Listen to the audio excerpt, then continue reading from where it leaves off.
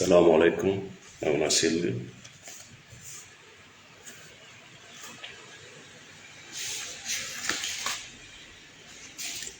Bonjour. Merci, bonjour mon frère Kiso, Lampo Diama Pade, mon ami personnel. Meren salmina on nokku ka won ɗon ko no wowiri noon ko nawna selli thérapie e yewtereji findinayɗi bani adama. Pinal ko ndikka.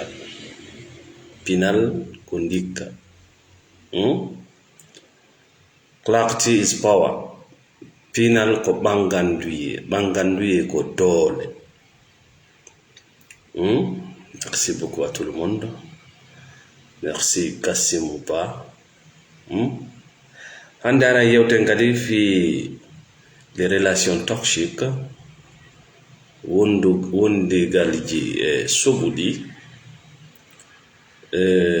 ka jatigiɓe meɗen, ka famille, ka ɓengureji, ka dewle, ka association ji, ka feddeji. Wodi merci Abdallah Balde, merci Saudatu Ba.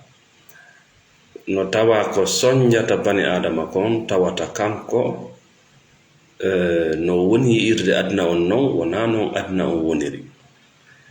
Nde mo yiyoya adna on e yiyande aduna on haray tampere waɗi soñja waɗi, parce que o yawata hoolade no o ne'ira non e no o jannira non. Bani adama yaajay ɓernde, bani adama muññoto, bani adama ɗa sooday aljanna e jungo goɗɗo, bani adama fufufu, bani adama ŋiŋiŋi. Merci Amadou Ba, merci Diallo Lamine Madou depuis l'Angola, merci beaucoup. Voilà. Andi si a ne'ama ndin needi ndi buy e men ne'ira needi ɗoyngol, a taway fenande waccayne ma nden hiɗa yawa moɗude nden ɗon kanka nde ari o a moɗay woni. Si nde iwri ka bange diina, ka bange enɗan, ka bange ɗayni ko wiyete kon politique ko ɗayni kamen, ka bange weldigu, ka bange feddeji clanji, ka bange association ji, kala fedde wellande ton bugande ton ɓay tun hinde waccorma,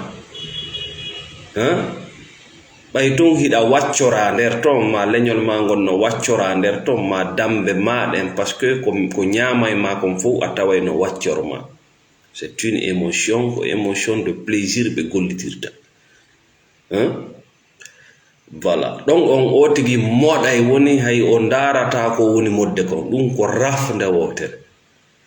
Si tawi ko sifa ndin needi ɗon woni ko ne'iraɗa. Si tawi noon Allah faaminima hande kadi hiɗa duwa ƴewitade ko wonɗa e moɗude kon, hiɗa duwa darde ko wonaɗa yarnede, par ce que mo ñaami ko soɓi wallahi o anda ɓandu ma ndu anda ɓay ko yiite wonata e ma, yiite jahannama. Si a moɗi fenande ko yiite jahannama huɓɓata e nder ma. Merci ma sœur Fatoumata Badde, merci pour tout le soutien.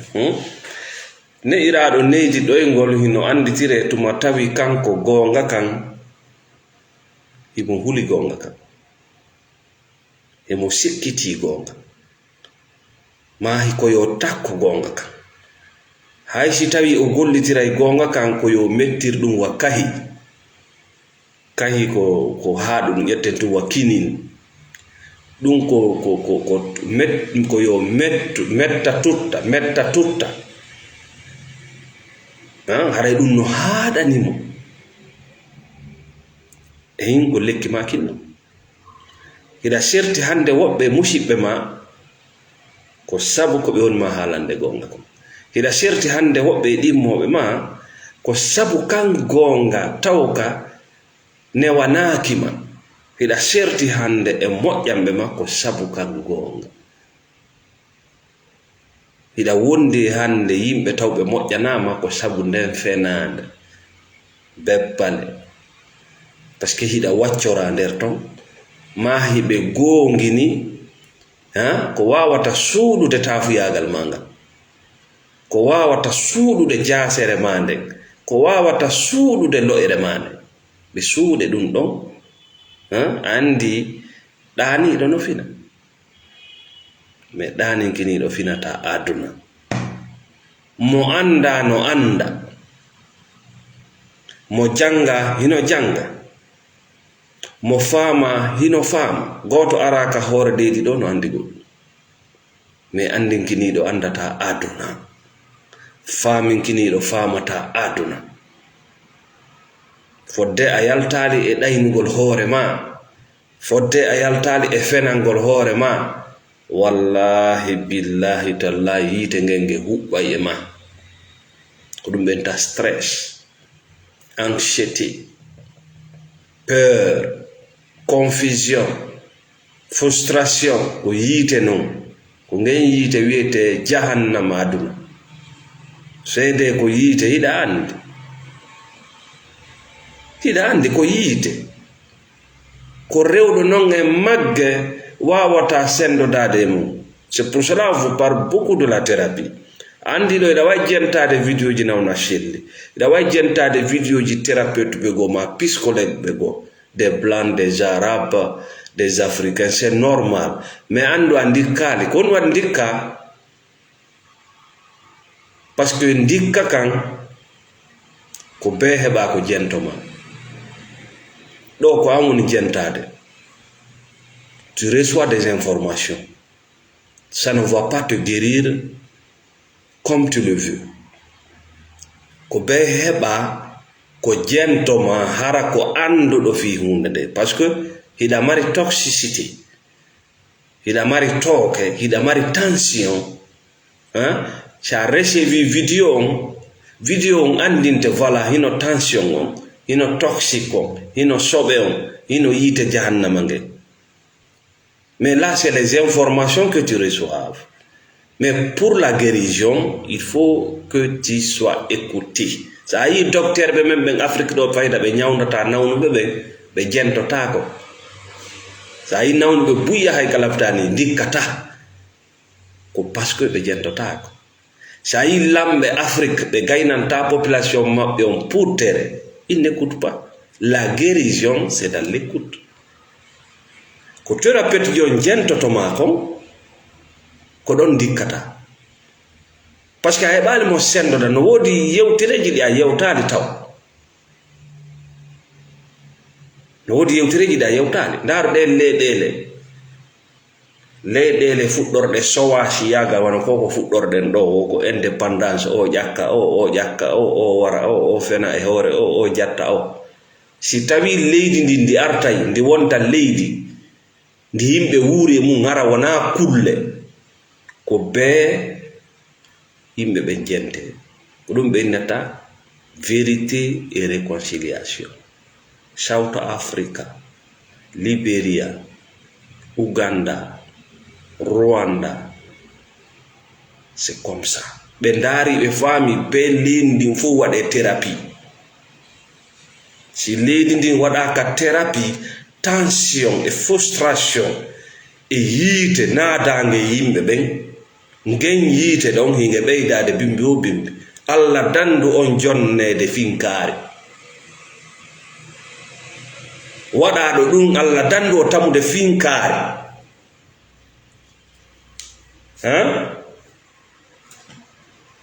buyno warayde ndi leydi ɗon sikkude ko paccatinno ko goɗɗo yiiteno e makko fi yumma makko fi ben makko fi kaw makko fi enɗam makko himo tami finkare ndin o waray sikki ala o waray parce qu'il est malade, parce qu'il n'a jamais été écouté. Goto jentaki mo donc o anda hande kadi qui est l'ennemi, qui n'est pas l'ennemi. O anda si a waɗali thérapie haɗali ko jentoma tu vas perdre ton mariage. Ida wona e dewgal harana e dewgal wonda a perda e dewgal ma nga hattata ɗon siko a debbo perda kala gorko ka hoore leydi ɗo siko a debbo gorko waɗuma perda kala debbo parce que tu es malade.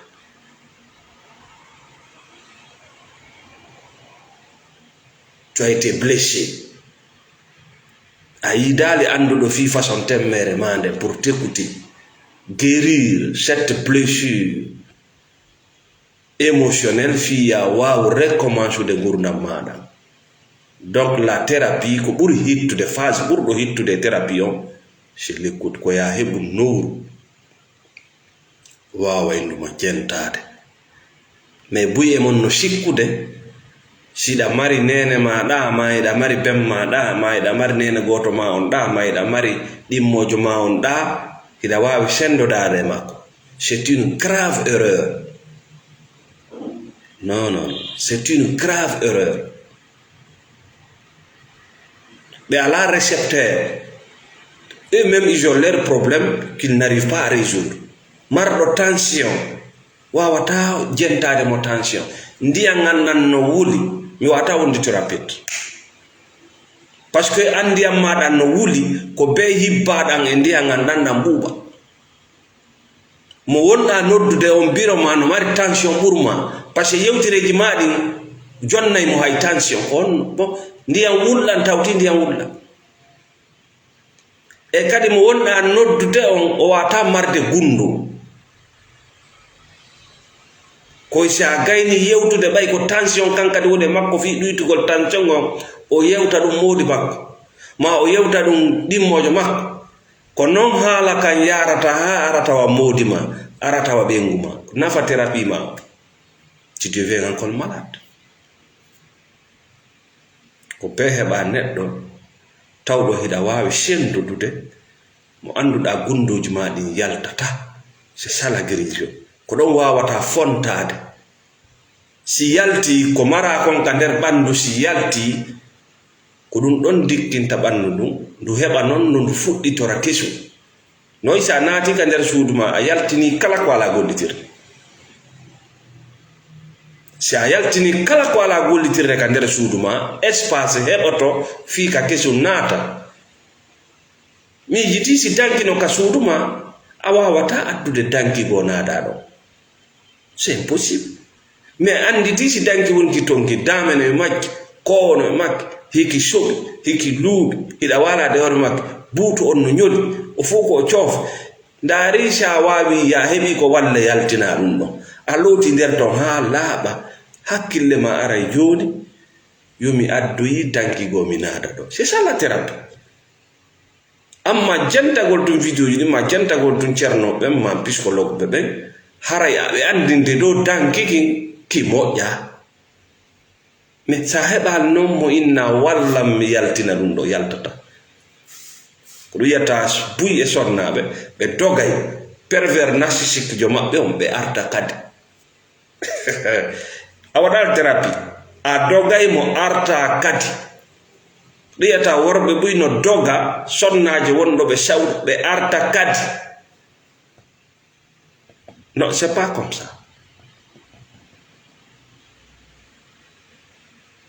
Harayda waywa bumɗo ko be heɓa na ko jogonoma tuggordu ndu ko be heɓa ko uddite gite ɗe liɓa ndun tuggordu wes.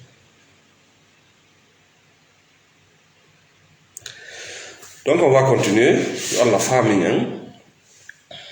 faminen ko wiyete kon la thérapie dans la spiritualité wata sikku question et réponse no ñawde aduna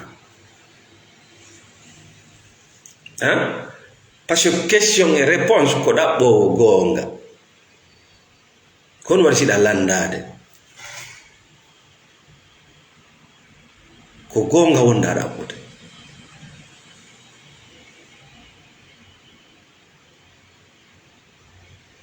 e la ko ɗon non mu tampere nde woni ko parce que hiɗa sikki hiɗa toña hiɗa sikki hombo no toñuma goɗɗo go thérapie wonano thérapie ko nde andata hiɗa toñi wonkin maki e sa andi ko an won toñude wonkin maki tu vas faire le travail.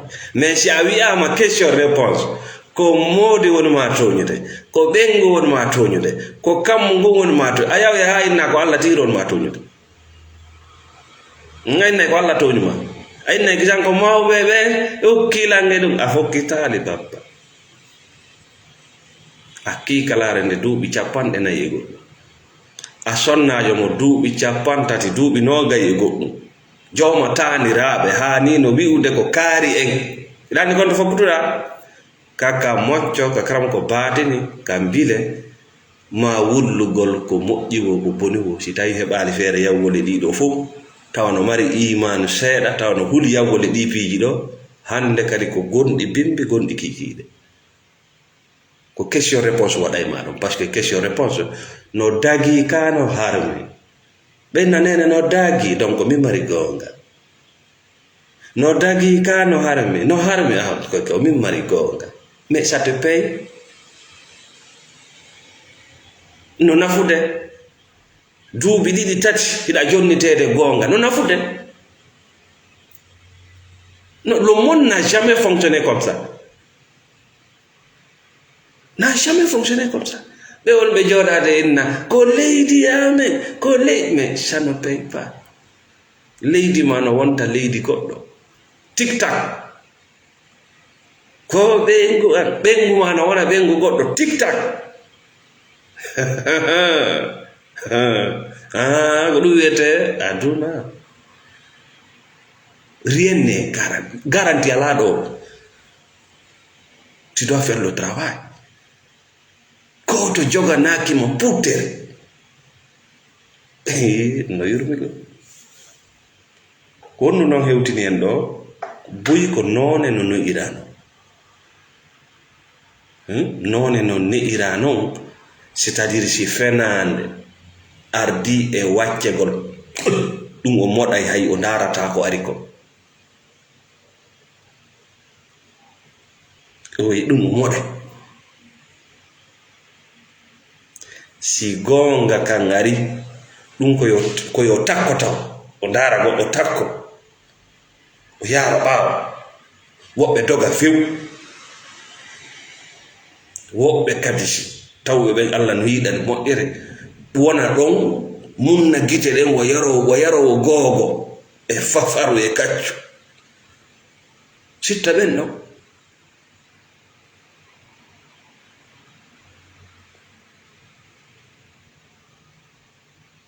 sitta ɓen ɗon bon thérapie on noon ko wiyayma ko an woni gaño wonki maki ala jonnutude wonki maki hakke makki o ko non hakke wonki maki naɓuki ka moƴƴaniki ɗon ittuki ka moƴƴanaki ɗon moodi ndareɗe ñemeteji ñemetewal nde ñemetewal ngal anduno wona ngal wongal ala e moƴƴinde ka nder suudu a yiyay ngal tungal yi'e e moodi wota ñemetewal ɓure valeur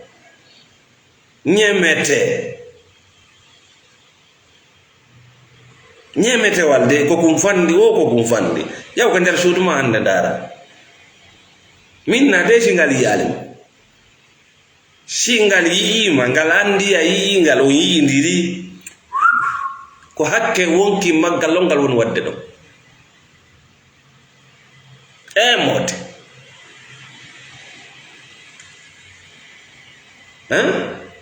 no ko ñemetewal taw ngal hay ƴiiƴan ala e ɓandu ƴiiƴan ala e ɓandu maggal ƴiiƴal ala to ala ƴiiƴan ala ƴiiƴal ala ɗaɗol ko Allah tu andi kadi no tagiri ɗum ɗo kono ko honɗum waɗi ngal andu hoore maggal ngal andi wona a giɗo ɓay ngal moƴƴinta ndowru waka jalika ndowru no andi wona giɗo si ndu yiima a yi'indu nde jonnita e wonki mayro haqqe mayro soe e moode si Allah wi ka qur'ana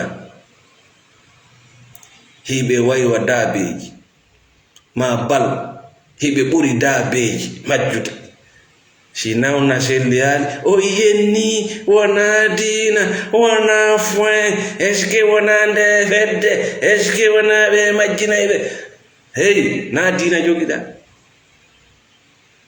o na dina jogiɗa. sa yi goɗɗo no waɗa orange money no jooɗi no huli inno o wawata, arɗo o partina gite mo o wawata. waɗa ɓe transaction orange money, mobile money, wari kala transaction MoneyGram Western Union si tawi o tigi wawi a bappa aɗa ya confidence holare no wodi.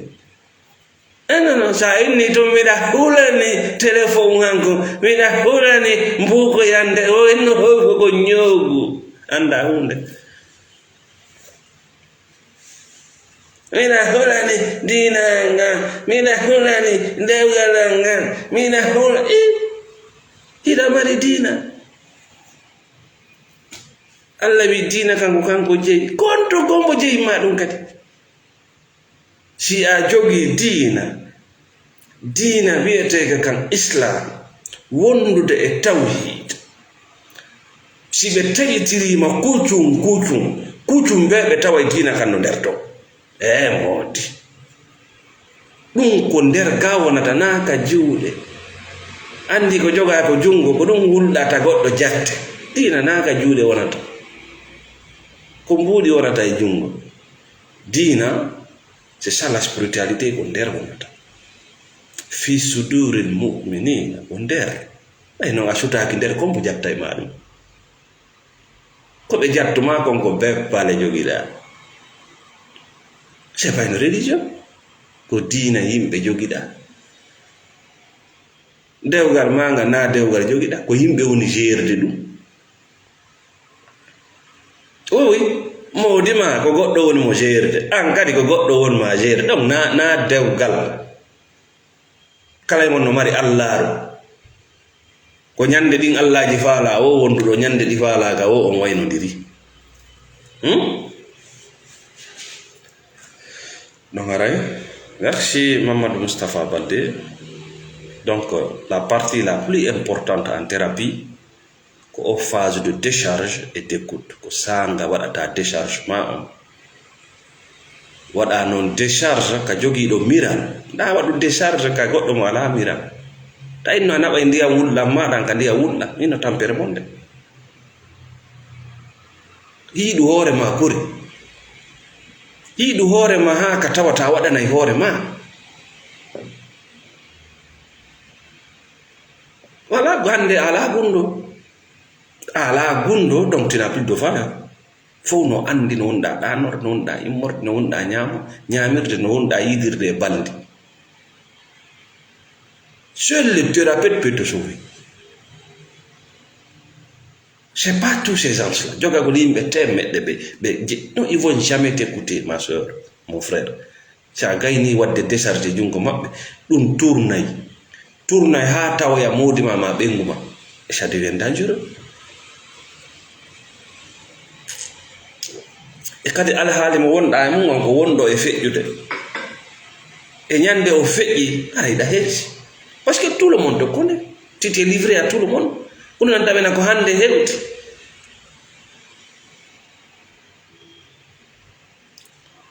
donc mayin ko woni relation toxique hakkunde ma yimɓe ɓe.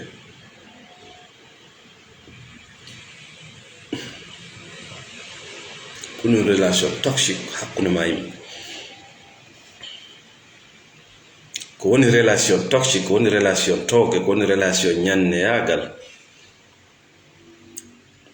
ko one side relation, c'est-à-dire ko côté goto haray wuuri, c'est-à-dire no famiro yewtere nden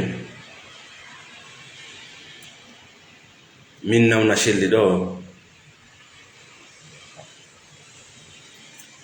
miɗa naɓidude goɗɗo goo, soit e dewgal ma e famille ma e gollidal, ça doit être réciproque, c'est-à-dire no doit wonde no dépôt retrait dépôt, ɗum réciproque. joni si tawi ko kanko tun woni jonnude. Moi je ne donne pas. Ko kanko tun woni jonnude. Moi je ne donne pas.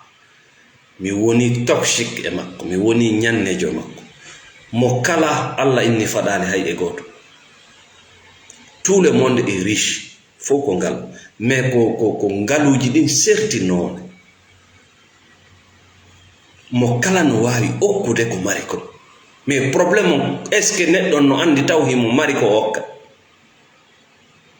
Sayi bawo do yimbe ben wono mawɓe men ɓen mbawa ɗo ɓiɓɓe maɓɓe yaltaynoɓe ɓen hari sonjanoki ɓe waɗayno ɗaɓɓireji maɓɓe ɗin ara ɓe sonjaka. Ko wonɗum waɗno ɗum y avait la réciprocité, c'est à dire wonɗo flowa e wonɗo labbe saare ƴetta joni wonɗo kollangi ma koyin kuufa konjoya e musidɗo makko arɗo labbe saare, y avait la réciprocité. Ko ɗum wonɗo labbe saare on ko weeɓiti labbe kon ko tawata weeɓaka fulawa ton o bugo paɗe conci mayonnaise voilà radio finkari laɓi ko ɗum o bugoto to. Ko weeɓi kon fulawa foññe bantara kaaɓe pute kare sifa koye piiwoy gate saññaɗe e googo e nama e fafaru e kahi kamɓe kay ɓe bugo. Donc ça c'est une relation saine. Hiɓe sendoɗade, c'est ça l'humanité. ɗon wonɗon labbe o ala mayde, wonɗon Fuuta o ala mayde, la relation va continuer à vivre. Ɗum ɗon non jokka ha côté goɗani few ɓay côté goɗani ke tawi automatiquement be Fuuta wona saabere ka woɓɓe be cuuɗi ɗi yana be ɗaɓɓi ton sukaɓe juuɓe tawa yiyata. Awi ta wonu tun jonneteɗo, sa woni tun jonneteɗo an jonneteɗon ko soit ko an mayata ma jonnowo maya. Ka dewgal ma accepte la réciprocité, sila faala yo dewgal ma ngal luttu wurde hakkunde ma e ɓiɓɓe ma ɓe accepte la réciprocité. Hey waɗanam mi waɗane wona jawdi tun, tole ɓandu ma ɗum ɗum a wiyata ko be jaw, ta présence physique ɗum a wiyata ko jaw.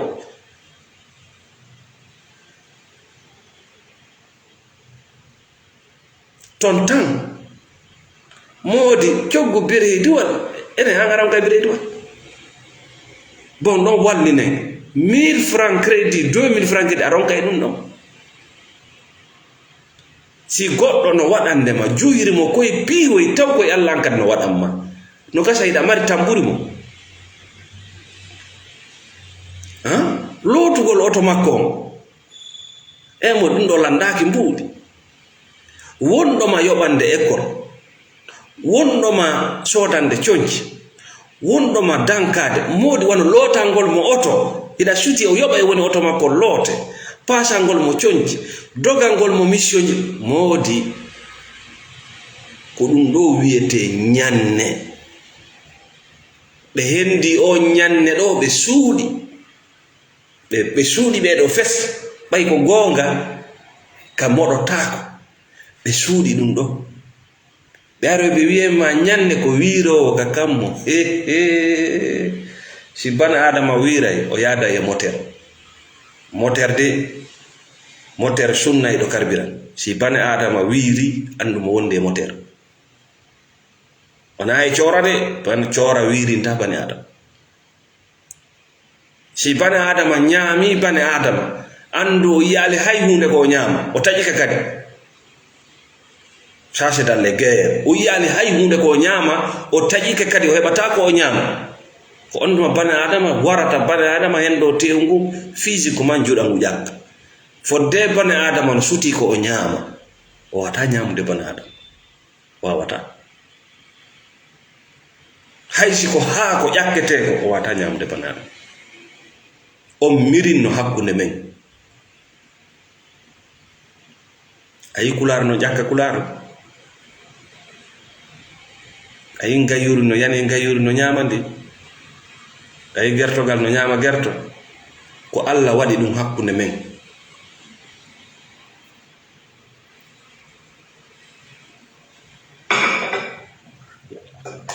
ɓe suuɗi ɗum ɗo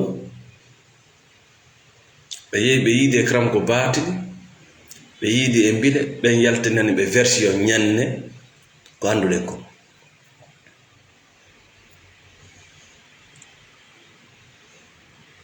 hakkunde ma e kram ko baatnijo y a pas de réciprocité o ƴetta e woni o jonnatama o ƴetta e woni il te donne rien il te donne rien non ndin mbiniri nasi ko coofe makko no il te donne rien mbile jon ɗum tal cour chasse zéro il te donne rien ya udditani fuu salata ƴettu ndun tal cour huɓɓa yiide liɓano ɗon dara si ndu wawa e defandude hoore mayru il te donne rien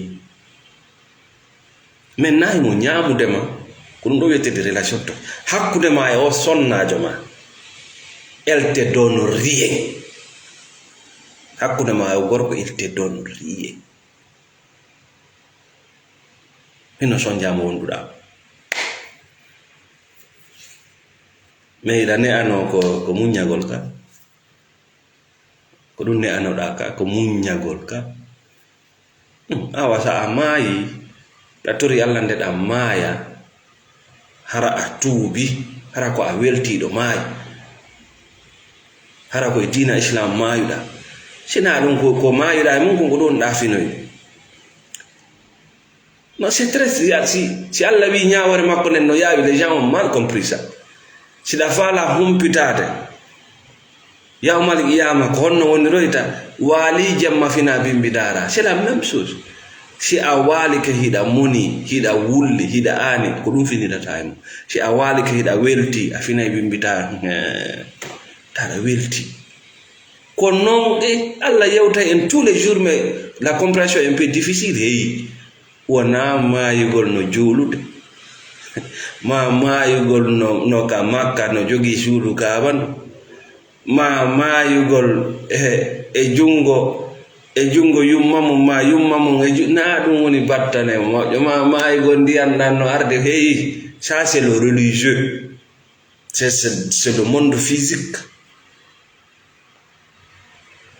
Dieu n'en a rien à foutre avec ces pensées toxiques na maayugol no jogii Quran na ɗum woni battane moƴƴo yoyi ɗiɗa wawi maayude ɗi piiji ɗo fof hara ko a shirkuru 100%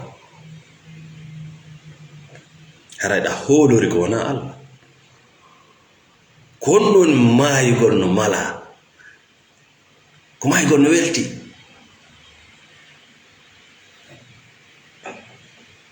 ma yaraɗa welti wa nawna selde ma ɓuri nawna selde weltade par ce que sa fonɗo Allah eɗa welti Allah no weltanima hoyna idkhulu jannata weltiɗo ari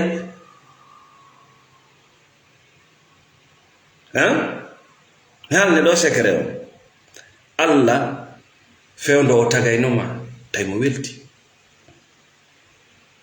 wayi no woodi piiji buyi ko kun faya kuno wiide no wayi ɗo joni wa PDG entreprise piiji ɗi o weltoraɗi il va toujours délégué mais sa yimo kanko tigui juuɗe makko ɗen no goɗɗum sur le terrain il travaille ce qu'il a assez de respect pour ça assez de considération ko ɗum waɗi ha iblisa nawli par ce que iblisa tagoreji buy mo suti iblisa no attama tagede o fuɗɗi nawlude nde o yiwno c'est Dieu même kanko tigi woni frappude muuluwal mangal o frappingal ha o gay no wenni ɗum ɗo no labba no fotti no moƴƴi no gayna daññandere Allah no welti o tikkade o tikka fi ɗum takirana fiya welto ko fiya gayno ko fiya nduncu si a maayi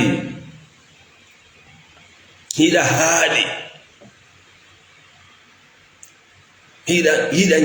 hiɗa fiifoo joni ko ɗum finoyta e mum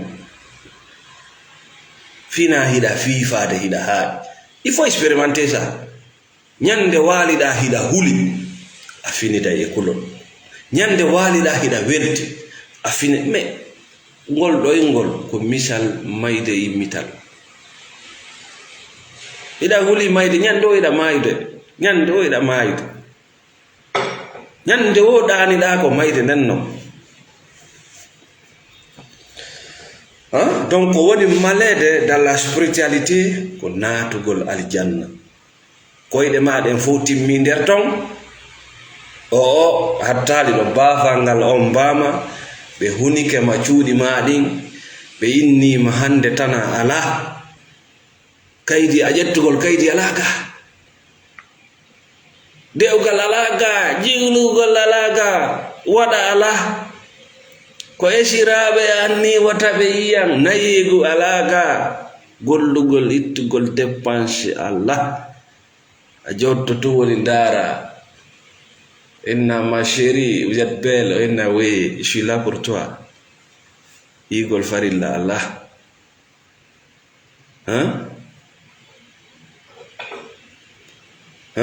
bugagol non stop ɗugete aljanna les belles musiques ko ɗon nanata musique hakke ko musique kon weli falɗa wirude ɓenna daro kala ko yiyata no waɗe ka aduna ɗo ko misal ko ɗon pooɗata beere pooɗa ha tawa no nde ɗo musinta hoore pooɗa kala ko pooɗete tawa ɗum ɗo musinta ya pas d'addiction aussi sa wi noon wona ɗum ko famɓe to maygol no jogii qurana mina fala mayeyde makka ɓe surralam bagiya mira no wari han ɓe torino allah si ɓe yehi makka taɓe ardu yehi ko goɗɗo yaawi patima ma goɗɗo yaawi ɓe patima soroma duwanoka yawde hajju il est fatigué o yehi toon doole ala ɓe uggoniri ɓe uggi e jama ton bum yani ka yani ɗon yimɓe ɓe rewi e hoore mum inna ɗo e torino allah taɓe artu alijanna kori alijanna na ton woni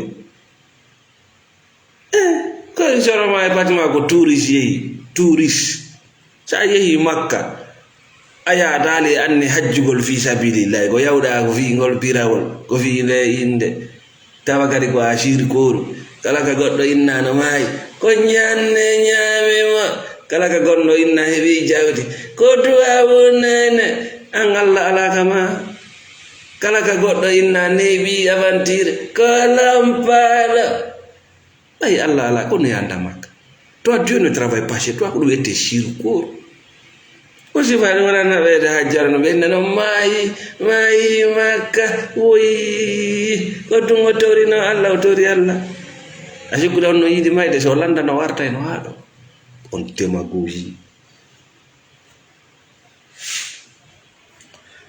donc malede ko naatugol aljanna nan dafala noon natde aljanna nde malakul mawtu no ara salmine yo taw ala fiifade de miiɗa waɗa miiɗa wi'a miiɗa ŋaañi miiɗa ŋaaña tawde ɗin konkuɗi de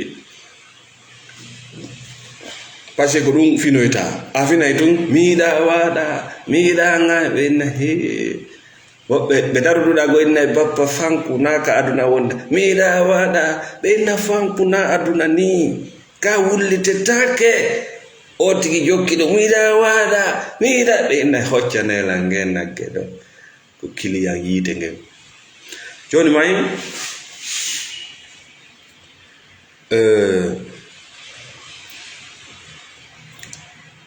ko ɗum wiyete relation toxique ko nde tawata ko e matun iwata ndaru famille ma on fof ndara relation ɗimmoɓe maɓe fof ndara relation ji kala ko marɗa hande yaw windade. Ça c'est la spiritualité. Ndara ko relation ji honɗi maruɗa tawa ko one side relation, c'est à dire ko retraite si tawi hiɗa faala wadde ɗi relation ji hara ko e matum iwata waɗɗi hara kaka heɓata baraji. Allah inni a ittu zakka, Allah inni a ittu sadaka ɗaɓɓituɓen ɗon ɓenni jonna alfugara taafo neɗɗo mo gaynanta hoore mo wiyete fugara beppiri fusgaynta ka higginirɗa wo ko beppe kala ka naɓuɗamo o ardata e ko moƴƴi. on no dowa hendade zakka ande o nafatama kamɓe no miskin sa yi miskin c'est à dire no wakkili ha kono ko lampu gerto no wakkili lampu gertoji boyi ko miskino koy ta yi mo jogi oto ta yi mo jogi suudu sa yi mo wallitomo koko tampi koko yurmi ko heɓi wo yonata c'est à dire si lewru mayi be o ñawlo ko wiyete miskin hay si mo jogi keswal yurmimmo ko nagge yimɓe haylotoɓe no iwi e saare no fokkite saare ala pippiru wano koye pay koye wona koye e ndi jaaredi pippiru anda ka waali sa fotti e ɓen jonnuɓe zakka ta wi de min komin daɓɓude kon bay laaɓa ko Allah landima sino laaɓi e si laaɓa ko Allah ko ɗum wiwma ka ko ɗum religieux jo wima par ce que le religieux o faala kay miskine on heɓa e keɓal mum ngal o faala yaaro sottoɗa ka makko ko laaɓi kanko ko laaɓi on ñamude ñamo ko gollata no andi ka woni iwde ñamowo ñamete lamatere no andi ka woni iwde Allah landakima sino laaɓi o inni jonnu mi laɓɓina jonnu miskine om mi laɓɓina te jeune dilere ittu zakka waɗi hen sa fotti on miskino jonnumo e ɓeti kasi Allah lannoy kama ko on to ittuɗa jawdi he ko dilde ko on to naɓuɗande mi jonno miskino aha kunko tewum ɗon voilà wota perdu poyñirin fof may ɓe naata ɓe diina question sa fotti e naatɗo diina question yimɓe ɓe raɗotomo musidal makko ngal fof raɗotomo so ɓe inni noon naatɗo diina question na chrétien tout wona iwɗo chrétien yagal naati islam accutuɗo diina shirku naati e diina tawhid foppo haɓaymo hankin hari ko a shirkoru on yaaday laala sa inni tawhid ɓe yaltinte ka musidal sa fotti on jonnumo zakka par ce que ko hay ka golle ɓe raɗotomo hankin ira accitirni ɓandu ma ndum on yaaday a surra e ɓandu ma ndum ɓe raɗoma a heɓata koye golle ɓen sonnaɓe buumiɓe tawɓe no raɗede e leyɗele yimɓe tawɓe yiiɗa diina ma si minni ɗin ɓe yiiɗa diina ta hakkille ma yaw yeropude hay ka men ɗo tawata o tigi heɓata golle kala ka yaari no wikka jonnumo zakka o jonnumo wallitoro ko ɓe wiya ɓe inni ko chrétien si yahuda sinatiji fin haray mo raɗade musidɗo makko on ɗon ɗo kafidi dina woto mo raɗade on ɗon sabu coñci on ɗin himo raɗade on sabu waare makko nde o heɓata golle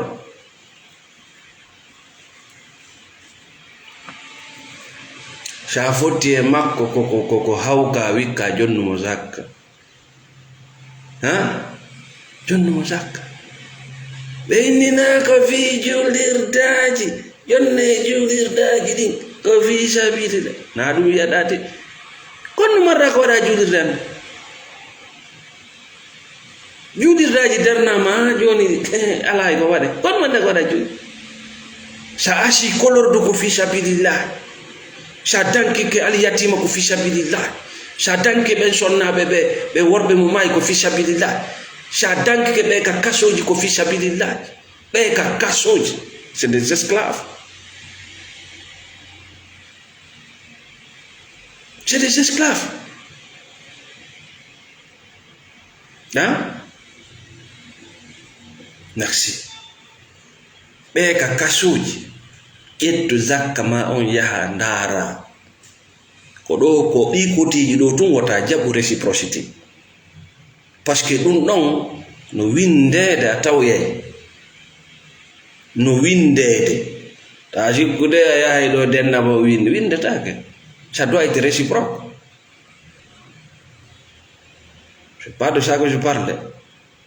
A jikkude a wallinay ɗo naggi ko vatunde ɓor ɗum ça c'est la réciproque. Ɗum goɗɗo alama windande ɗum. Yawga kaso ƴettu mbuɗi ma ɗa haɓɓita waɗay ɗum enveloppe oyi ɗaɓɓa toɓɓe yimɓe ka hoɗo ma ƴettu mbukoye makoye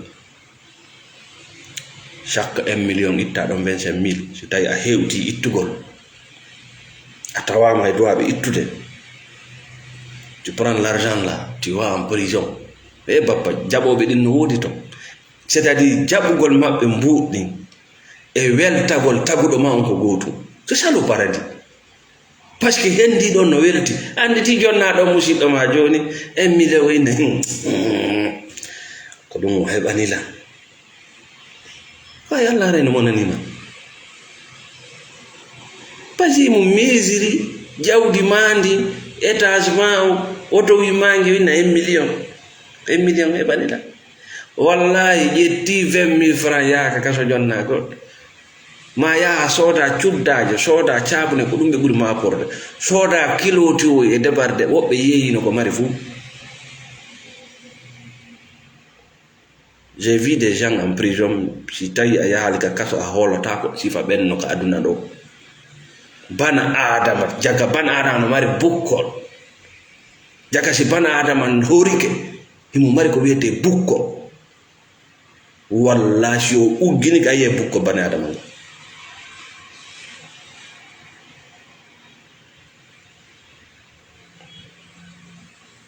Yeeyino kala ko mari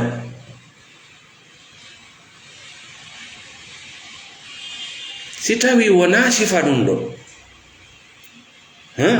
accepte la réciprocité dans ta famille, dans tes amis. Ndar qui fait du retrait ne fait pas de dépôt. Dépôt c'est pas de l'argent seulement. Comme on voit des retraits ala hay milliard wadde dépôt ga gurnam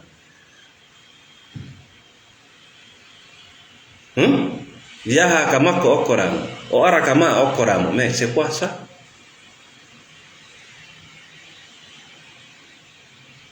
Yaha ka makko okkoramo o ara kama okkoramo, c'est quelle vie ça? Ɗum yata ko woɗɗi ko ɗum watta nokkure sabere. Parce que bana adama fof ka hoore leydi ɗo no wawi jonnude no wawi jonnede ko ɓe wona ɗo wona jonnowo wona jonnete sona ɗon a maaya ma relation on o maaya e makko hakkunde ma e modu ma hakkunde ma e ɓiɗɗo ma hakkunde ma e lanɗo ma on hiɗon duwa jonnude lanɗo mon on o jonnita on ko ɗum warde leyɗele Afrique. On jonnay laamu mongum ɓe jonnata on jonnay hooreɓe association ji mon on jonnay hooreji feddiji mon on jonnay hooreɓe partiɓe mon ɓe ala puuttere ko ɓe jonnam. Donc ça meurt maye mokko hakkunde fournisseur et détaillant et vendeur ko jonnam mi jonna fournisseur o dépôt vente o adda o liɓa sa yeeyi jonnitama a jonta mo tun kadi ara joni noon si kanko addi an a hendi a nawri nokkugo o addi a hendi ko maayi ko amma an a maayima kanko maayi ko sifa ɗan gurdam hewtiti kamen fuuta yawa naata e oɗo ɗaɓɓita a yiyata jiwo a yiyata suka.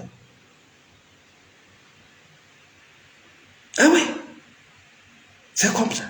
Asi kay non ko sama kala ɓe iway toon an jaɓuɗo relation mo wona réciproque ɓe iway toon ɓayse kamɓe ɓe maayi ɓe ara ɓe tawte ka wonɗa ɗon ber ko wurnoɗa ɗon ko soit an wiira yaara yeeso ma kamɓe ɓe wiira ɓe feƴƴa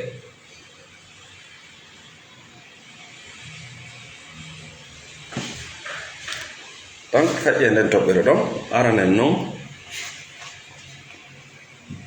ko ɗum woni giggol d'être deuxième point ɗum woni giggol.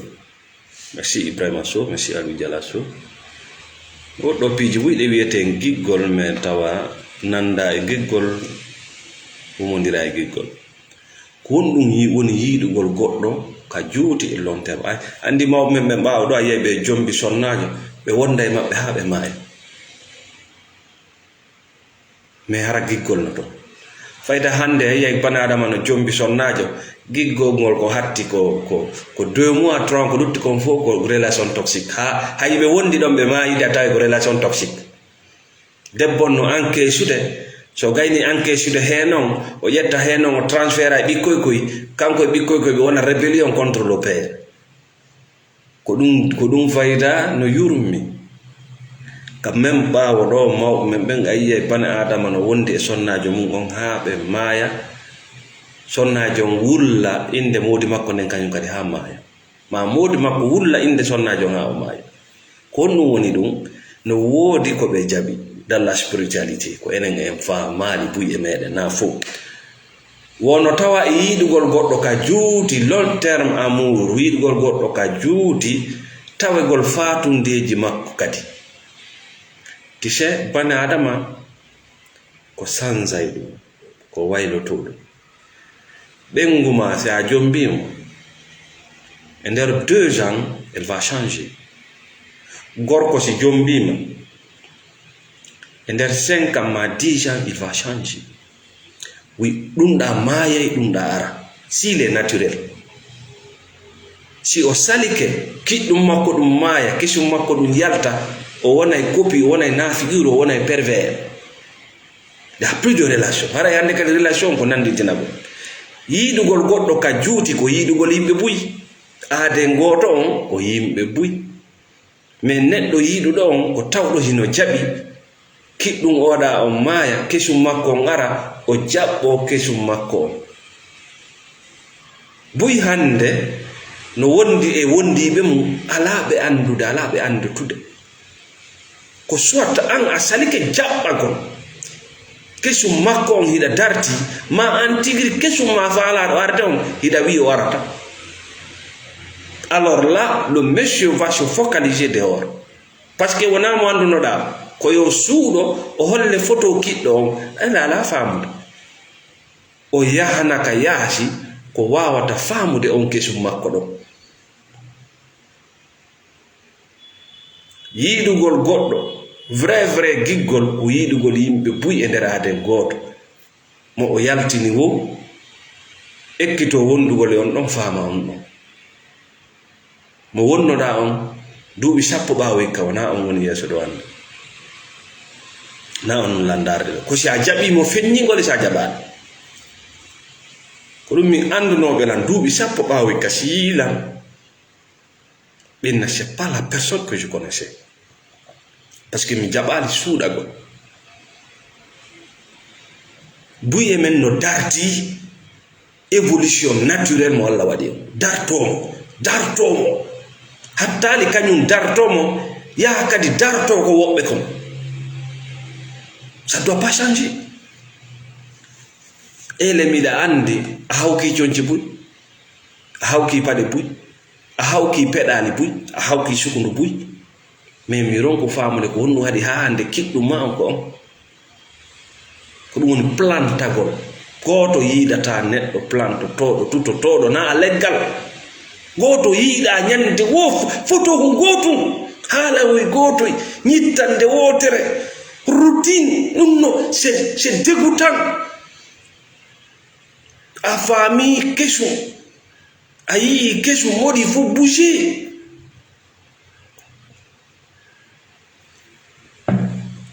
Si mboddi ndi jaɓali ɓoragol ndi maya si a jaɓali ɓoragol jikkuji ma kiɗɗi ɗi warete.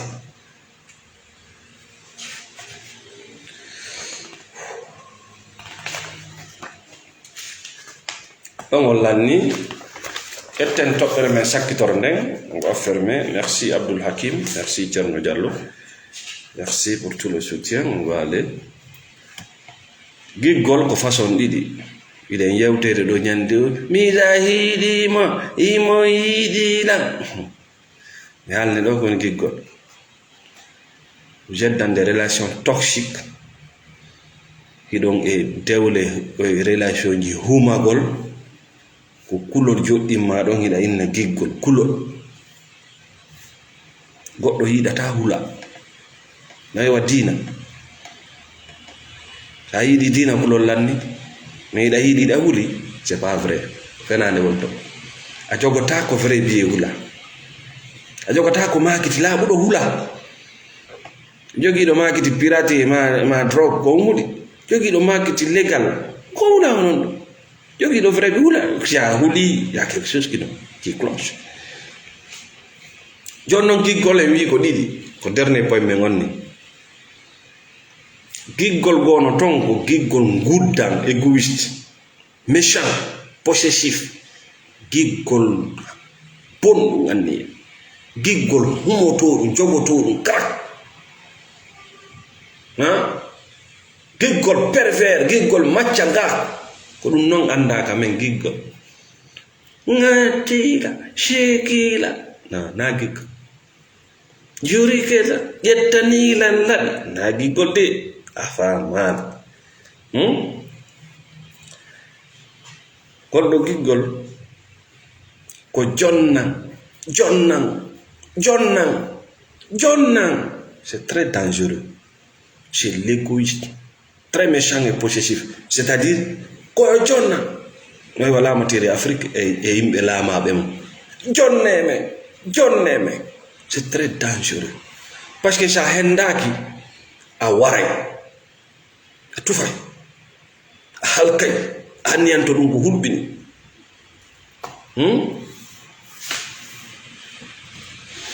ko giggol paralysay gol. Bon, giggol ɗimmongol c'est la libération. Oui, c'est la libération. C'est la libération kala ko tayno moƴƴi ma. C'est-à-dire tu libères tout ce qui est gentil et bon et douceur en toi. Je parle de la libération. Tu libères. C'est-à-dire giggo wongol e mangol tu libères accita yaltina andi ɗum ɗa il prend il possessi ko aɗo sa no hulɓini ta sikkay goɗɗum laawoto mo woni ora ko moƴƴi kon e makko o yaltina e woni o yaltina o jonna o sendoda e oya automatiquement il y aura d'espace a jonni jonneteɗon espace so tawi ko neɗɗo finɗo wona ɗaniɗo automatiquement hare mo mar récepteur o recevay si o recevi kankadi heɓi on courant kankadi mo wawi jonnude goɗɗo go ma o yiltita ɗum ɗon ha e ma ɗum ɗo noon ɗuuɗa par ce que a wata wonde ɗaniɗo wona neɗɗo toxique anda arsike ɗum ɗo no Allah no andi ko honto waɗata giggol makko ngol. Allons-y. Donc, le respect, tu libères le respect, tu libères la considération, tu libères l'amour, tu libères la sécurité vers l'autre. Andida ka possession, ka méchanceté, c'est l'insécurité totale. Way wala materi Afrique, mo fottuɗa o no huli oya. Parce que mo fottuɗa o ko ƴakkoro.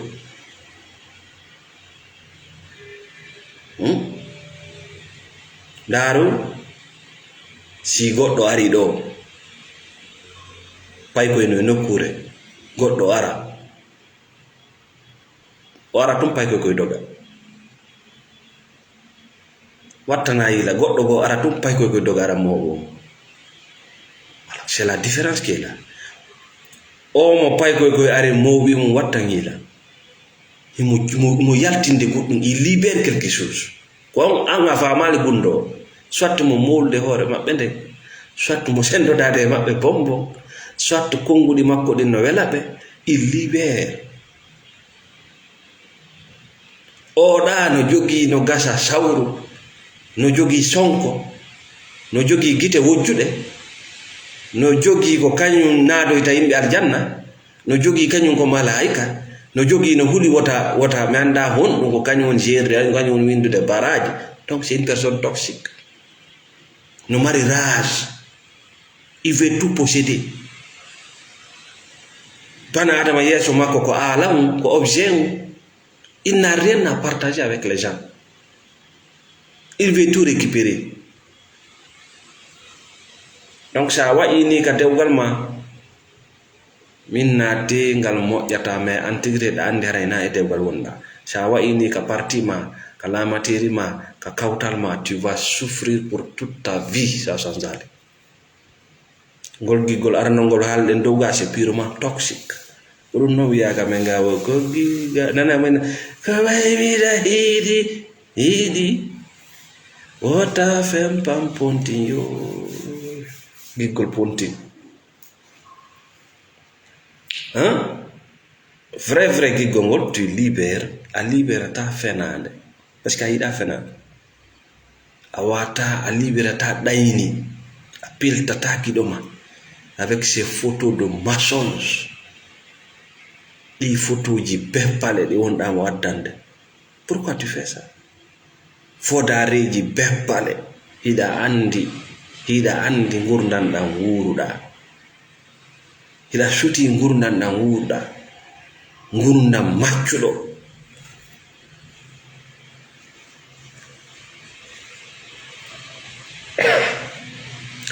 O giggol nyawɗo ɗo, giggol toxique, hino nawnina. C'est pour ça il faut faire la thérapie. No nawnina, mais na nawnare fayda hayde a gandata hiɗa nawne. No nawnina, ça paralyse.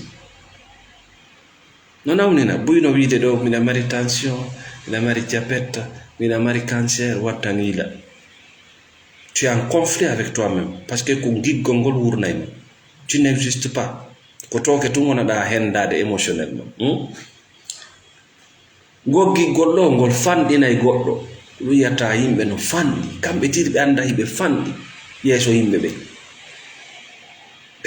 Ɓe ala on confiance en soi, hiɓe fanɗi an tigi daroɗo hakkunde yimɓe ɓen tawa hiɗa fanɗi. Woyi goɗɗo no wona hiɗa mari jawdi mais sa dari ke takko yimɓe tawa hiɗa fanɗi. Neɗɗo ko ngala hay ko ñaama tawa mo ɓurma mirin. O giggol ɗo no waɗa yimɓe très faible, tawa tu es faible haala gotum pet ñallal ngal boni, huɓɓina télé bum ñallal ngal boni. Journaliste ko ñaama on ɗaɓude ya jento radio bum ñallal makko ngal boni, partenaire jo makko ñitto goɗɗum Allah ñallal ngal boni. Ils sont trop faibles. A wonay faible hara ɗa wayi wa termus ɓe waɗay tun gu waɗa goro.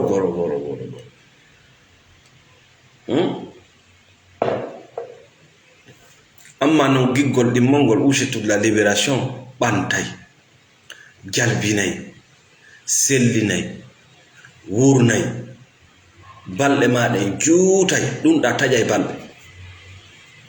Jonnay ko wiyete kon la sagesse, la paix du cœur, la tranquillité. Voilà, bugagol ko ɗo weli. Si tawi noon ko sifaɗa gurdanɗa, mais tu es toujours malade, goɗɗo anda même tu vis comment. Donc ara yi hande ko ɗo wonde gattude wetni on nde ɗo yewtere ko nawna selli thérapie. Miɗa weltani sponsor ɓe amen ɓe fof nokku o kaɓe woni e nder aduna o. Merci Thierno Diallo depuis les États-Unis, monsieur Boubacar, merci. Merci Madame Sedi, merci beaucoup. Merci Monsieur Salih depuis la France. Merci Fatou Matabalde depuis la Belgique. Fatou. Merci Yumbari. Merci Abdrahman Pekos depuis la Hollande. Merci Dimon depuis la Suisse. Merci Dansoko Mamadou Chiré depuis l'Angola. Merci à tout le monde. Merci ceux de la Belgique aussi. Madame Diallo Azatou. Merci à tout le monde. Merci Talibé Diallo, merci Kadiatou Bouria Diallo, merci Monsieur Saleh, merci beaucoup. Salam alaikum wa rahmatullah.